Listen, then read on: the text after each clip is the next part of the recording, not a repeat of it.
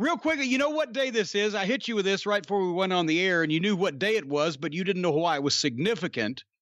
It was 33 years ago today, April 24th, 1977, that Jerry Jarrett ran his first event as the Memphis promoter in the Mid-South Coliseum. He'd been at the Cook Convention Center since the split with Gulas like 6 weeks before that.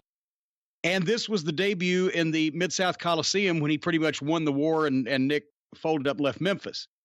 That was also, I said at the top of the program, it was not our first met Death Day. Actually, I didn't meet him. I just saw him in person for the first time. But that was the night. That was the first time I ever went to the Mid-South Coliseum to see wrestling after having seen all those tapes from the early 70s, all the sellout crowds and the Fargos and Lawler and Briscoe and all that cool shit, right? So just walking into that building was incredible.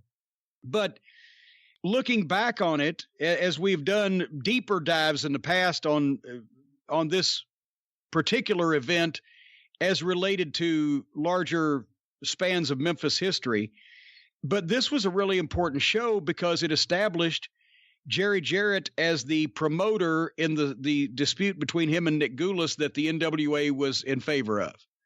And that had to be a bitter pill for Nick Gulas to swallow because Roy Welch had been an NWA member since I think the year after they formed it. I think he joined in 49 or 50. And then as Nick became the face of Gulas and Welch, you know, no promoter had the NWA logo on their television, on their TV announcer's desk, mentioned it more, had it in all their newspaper ads for all those years. And then because Jarrett had Eddie Graham and Jim Barnett behind him and nobody else but the Sheik wanted to help poor Nick. So while Jarrett had all of the Memphis talent, including Jerry Lawler and Bob Armstrong and Rocky Johnson and all those fucking guys that, you know, were over in Memphis, Nick was left with Fargo, Tojo, a bunch of the guys from his Nashville end, and Sheik would send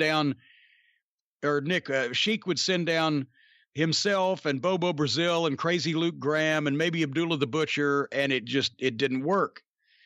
But Sheik was the only guy that would stand behind Nick. But anyway, I thought we would look back quickly at the results of that fateful night because it was called the Parade of Champions, and it was the most expensive ticket prices in the history of wrestling in Memphis, which I think led to the fact that it didn't sell out. But hold on, before we go through the results, I got to ask you though, in 77, what were you doing? I mean, were you already driving? I guess you wouldn't have been already driving. Well, no. So how did that, in terms of you going to this show, was it did you have to work on your mom to convince her to get you there? Or what happened? How did you get there? Well, let me tell you this story, young man. I was already doing the photography in Louisville at the Gardens, and obviously I'd been watching the show for so long, and Memphis was the golden city, right? And I'd always wanted to go, but of course it's 380 miles from Louisville. But I was also still getting the Memphis wrestling ads and the clippings in the newspaper from my pen pals down in Memphis, so I could keep up on what was going on. You know, I was obsessive with this, and we did everything through the mail in those days. They'd send me, every 2 or 3 weeks, they'd send me all the ads and clippings about wrestling from the paper, and then I'd send them programs and shit from Louisville.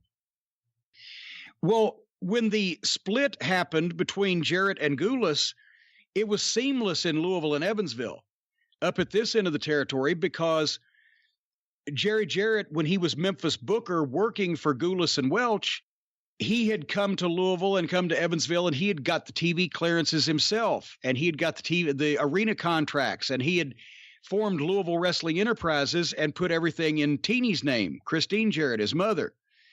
So the TV, the building contracts, there was no interruption, no change of venue, nothing that would let you know that something had changed with the wrestling in Louisville and Evansville, except that suddenly, instead of Gulas Welch Wrestling, the wrestling ad said Jarrett Wrestling Enterprises.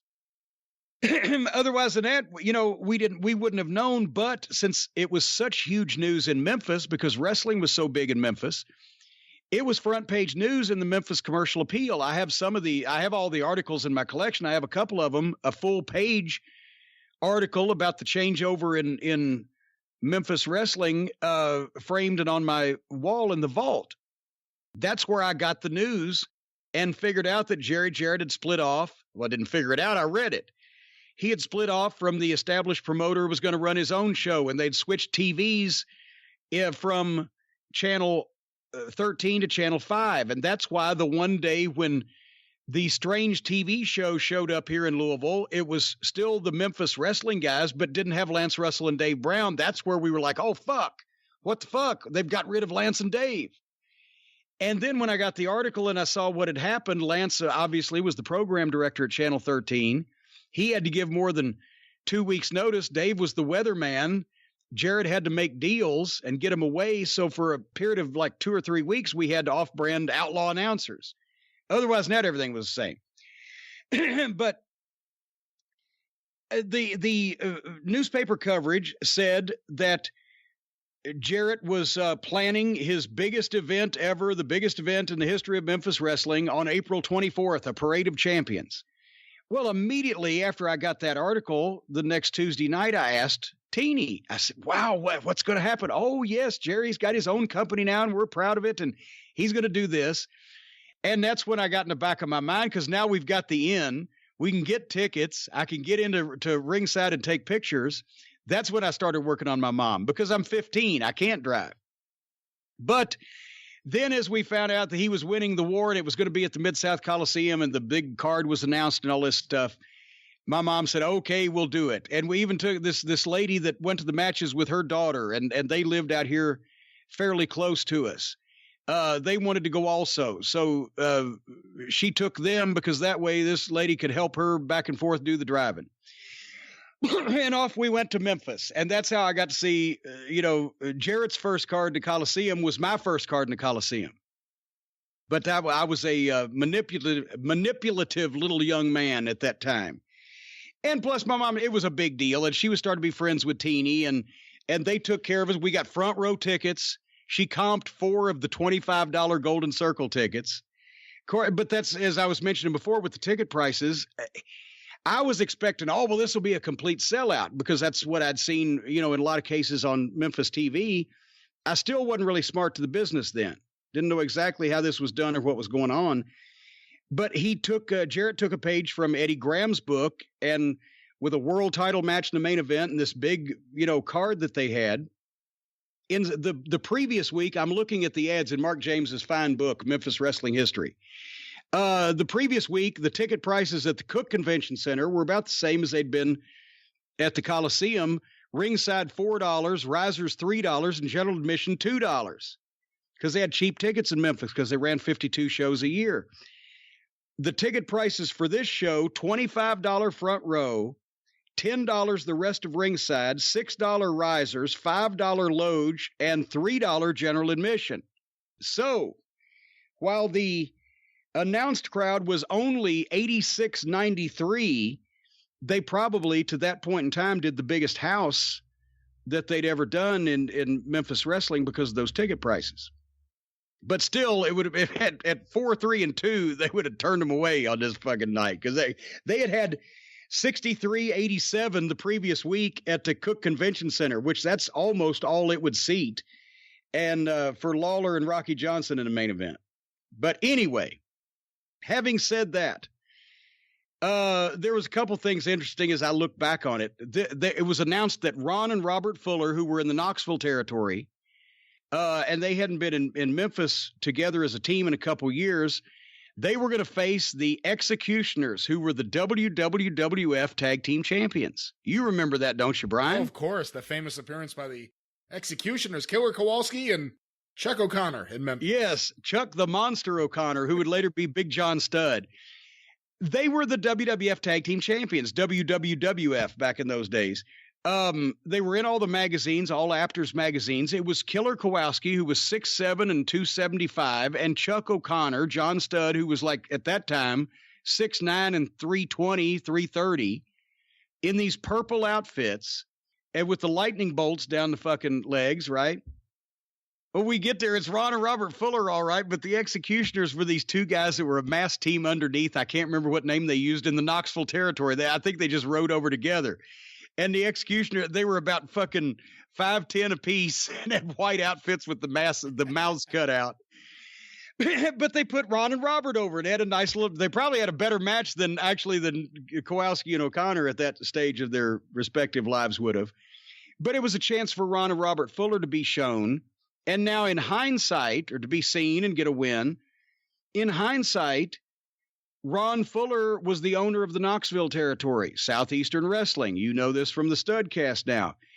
He and Robert were two of the top talents in the territory, and Jarrett was going to start working with them to switch talent back and forth from one end of the state to the other, because Nick still owned Nashville. He was in the middle of them.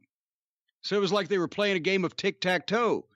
And Jarrett was hooking up with Ron Fuller to trade talent back and forth, because that way both their companies would prosper, and Ron was another NWA member. So Ron Fuller was on the card. Well, another interesting thing is that when Ron started Southeastern, Jerry Jarrett was a big help to him, and he was actually getting talent from Jerry Jarrett and not from his grandfather and Nick, and he never got along with Nick Ulis, and he actually called his grandfather to ask for permission to get out of the booking arrangement that the Knoxville office had previously under Kazana with the Nashville booking office, and his grandfather allowed it, and that opened the door for him to start working with Jerry Jarrett, who helped him out from the day he opened Southeastern.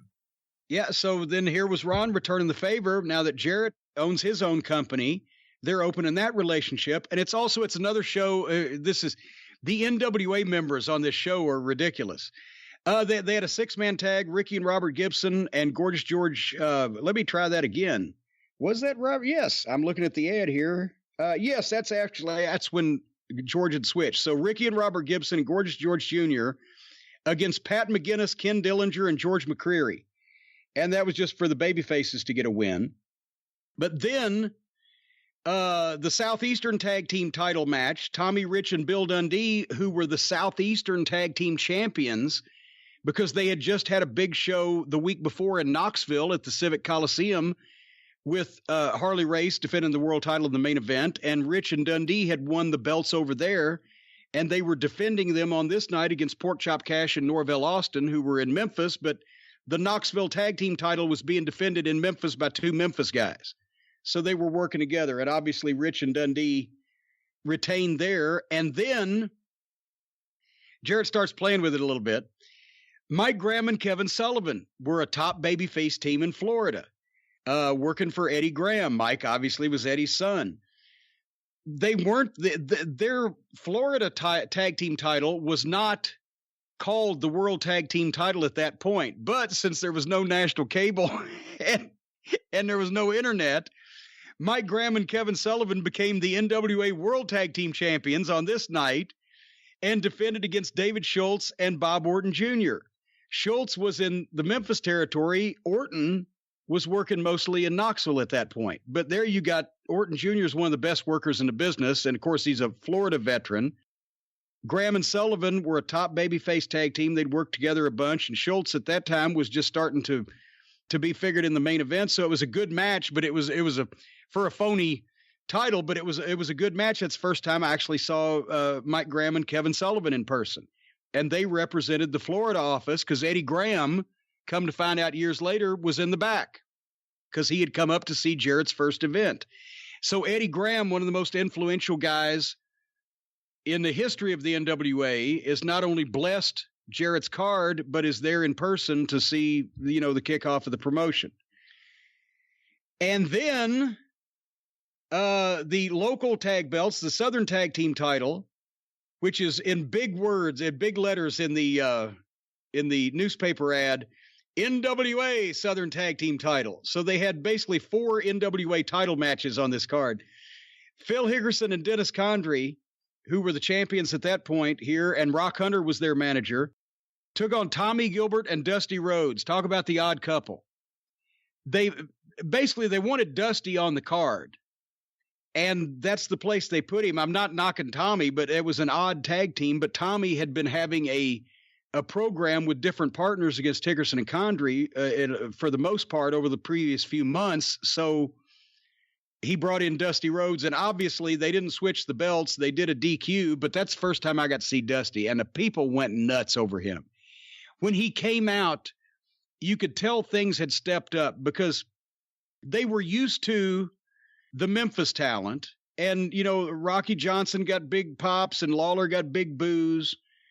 And even, you know, Graham and Sullivan were a big name team at that point. They got a polite response, but everybody knew who Dusty was. And he came out in the fucking, the furry robe he used to have with the psychedelic colors and the fucking hat, and did his fucking butt wiggle. And Phil and Dennis bumped their asses off for him because they wanted to get a fucking job. Dusty, he wasn't a booker at that time, but he was the biggest star in Florida. He was on Atlanta TV, on TBS cable. He was, that year he'd start making shots in Madison Square Garden if it wasn't the previous year. So he's a big star. And if he had said, hey, I want to work with these guys named Hickerson and Condrey, they're in Memphis, Eddie Graham would have brought him in a heartbeat, which is what they were hoping for. And later on, wouldn't you know who won the pony? When Dusty Rhodes comes to the Superdome and works with Bobby Eaton and Dennis Condrey, they did the same thing. They bumped their ass off for Dusty. And this time he said, yeah, I want those guys in. And he was the booker this time. But anyway, it was a good match. Didn't have anything to do with the local programs per se, besides that Tommy Gilbert was in it, but it was a showcase for Dusty. And once again, the biggest star, one of the biggest box office attractions of the NWA is on the card. And then the two main events, at the time I was pissed because I wanted to see Harley Race and Jerry Lawler for the title. And that probably would have sold out as well based on, you know, the demand for seeing Lawler in a title match. But what I didn't know, and in hindsight now do because I'm smart to the business, besides the fact that Race and Rocky Johnson in their first match on, what was it, March, where are we at? God damn it.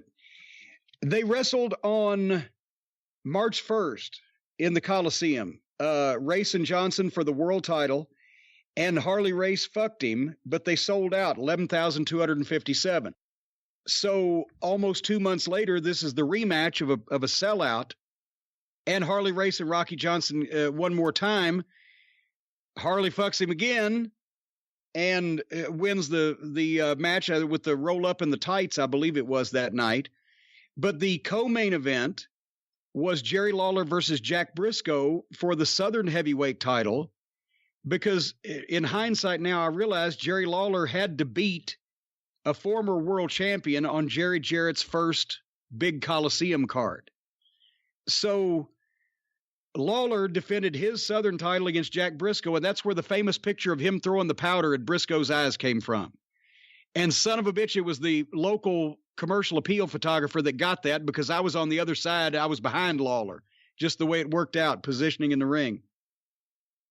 But Lawler wins and beats a former NWA world champion 1-2-3 by pinfall. And then they have a main event where the most popular babyface at the time, Rocky Johnson, gets a rematch, but gets beat again with an out. But Harley Race establishes the NWA title again in Memphis, as if anybody was concerned it wasn't going to be put over by Jerry Jarrett, the new promoter. So this was all done wonderfully. And then it was in December that finally Lawler got the match with Harley Race. They went an hour Broadway. They came back the following week with a 90-minute time limit, and that's when Jimmy Valiant came in and broke the bottle over Lawler's head and stabbed him. Race left with the belt, and Lawler and Valiant drew money for the next 6 months. So instead of sacrificing future business for his big blowout show that he could never be able to top, Jarrett instead went with a big blowout show that he could control, gave him some stars, gave him fucking a world championship match, positioned his real top star as a winner, and fucking kicked his fucking territory off where he would run the Mid-South Coliseum till, when did they move to the other building at the fairgrounds? 93. For the next 16 years, 50 shows every year, except when they moved to the Cook Convention Center because the Mid-South Fair 1 week or 2 weeks a year. So that was a pretty good fucking debut show, all in all, and I thoroughly enjoyed it. And now, the weeks leading up to that, Jarrett was running Cook Convention Center, and Nick had been running the Mid-South Coliseum with George Goulas and his usual crew. Well, yeah, and with no television. Even worse, because he couldn't get to, when Channel 13 saw they had lost Lawler and lost all the local stars, they had never dealt with Nick. They hadn't even really dealt with Roy Welch, because Roy Welch had made Jarrett the booker in the late 60s, and Roy would ride down, but he never came out in public. He didn't appear on television. He was always in the locker room. He was always in the back. Whereas Nick, on Monday nights in Birmingham, was the opposite. He was always on the television. His face was always out there. He always claimed to be the promoter. He was out in front of the box office cussing to people, tell them, hurry up and get in the building. So Roy is the one who installed Jarrett as the booker and sort of left Memphis in his hands, and even said one time, the Greek will never run Memphis. So even though there were different towns under their promotional banner, they had different personalities. They had different bookers. They had different ways of presenting things. And Nashville, Birmingham, and Chattanooga stayed under Nick's auspices and were booked the old-fashioned way that Nick had been doing it since 1940, and that Lynn Rossi had been doing it since the 50s and 60s, and with George on top. Because George wrestled a few times in Memphis. People think he never even got booked on the cards. He wrestled in a few underneath matches in Memphis, but nothing of any importance. Whereas in the towns that Nick controlled fully, he'd been a main event guy for 3 years at that point, and business was starting to suffer as a result of it. And for a while in 75, Nick had even shoehorned George, 75 and 76. He shoehorned George into Louisville. That's how I saw him so much, because George was in Louisville much more than he was ever in Memphis. But anyway, finally, when this split happened, it happened over Nick badgering Jarrett to push George more in Memphis. And Jarrett knew that Memphis was the magic city of the entire territory, that it bought certain people a certain way George would not get over, and pushing George in Memphis would lead to the ruination of their main city. And he wouldn't do it. And Nick got testy with him, and Jarrett thought he had bought in to the main office and said, well, I own a piece of this too. And that's when Nick revealed to him that actually he had just put money up in some kind. Well, Jarrett used Nick's attorney to draw up the papers. So whatever the fuck it was, the point is, Nick said, you don't own shit. And Jarrett said, well, we'll see about this. And within a week, he had the entire crew of wrestlers under his wing instead of Nick's. They all went with Jarrett instead. All the Memphis end guys that Jarrett had been booking and making money for. The only ones that stayed with Nick were Fargo and Tojo, because they'd been with him for 20 years and they were worried that this thing was going to explode. And then they ended up coming back 2 years later when Jarrett had won the whole thing and gave Nick a mercy payoff and absorbed Nashville. Birmingham and Chattanooga were already gone by that point. Birmingham was part of what would be Continental later on under the Fullers, and Chattanooga had been ceded over to the George office. So it took Nick 37 years to get to 1977, and he made nothing but money all through that territory for all those decades, and it took him less than 3 to lose it.